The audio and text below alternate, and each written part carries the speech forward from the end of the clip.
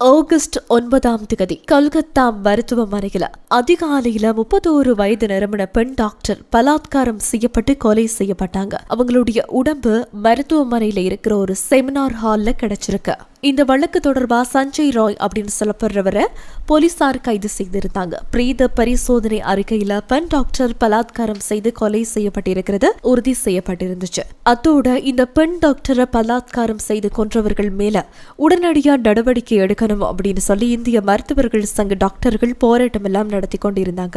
அந்த வகையில இந்த கொல்கத்தா அரசு மருத்துவமனையில பாலியல் வன்கொடுமை செய்யப்பட்டு கொல்லப்பட்ட பெண் மருத்துவரோட உடம்புல இருந்து எடுக்கப்பட்ட மாதிரிகள் மரபணு சோதனையில சஞ்சய் ராயோட ஒத்து போறதா தகவல்கள் வெளியாகி இருக்குது. இந்த வழக்குல சஞ்சய் ராய் அப்படின்னு சொல்லப்படுற ஒருத்தர் மட்டும் தான் குற்றவாளியா இருக்க முடியும் அப்படின்னு விசாரணையில் தெரிய வந்திருக்கிறதாகவும் சொல்லப்பட்டிருக்கு. அது மட்டும் இல்லாம இந்த பெண் மருத்துவர் கூட்டு பாலியல் வன்கொடுமை செய்யப்படவில்லை அப்படின்ற ஒரு விஷயம் உறுதி செய்யப்பட்டிருக்கிறதாகவும் தகவல்கள் மூலமா அறியக்கூடிய மாதிரி இருக்கு.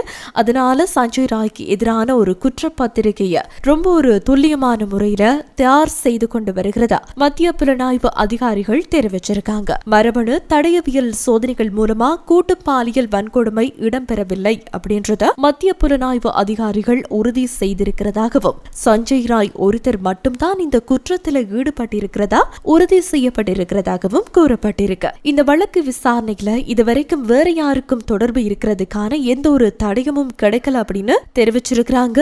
போன 9 மருத்துவமனையில பெண் மருத்துவர் சடலமா கண்டெடுக்கப்பட்டதுக்கு மறுநாள் தன்னார்வலர் சஞ்சய் ராய் கைது செய்யப்பட்டிருக்கிறது குறிப்பிடத்தக்க ஒரு விஷயம். அப்படி இருக்கும் போதுதான் இது தொடர்பான பரிசோதனையில பெண் மருத்துவருடைய உடம்பில இருந்து எடுக்கப்பட்ட அந்த மாதிரிகள் மரபணு சோதனையில சஞ்சய் ராயோட ஒத்து போறதா தகவல்கள் மூலம் தெரிவிக்கப்பட்டிருக்கு.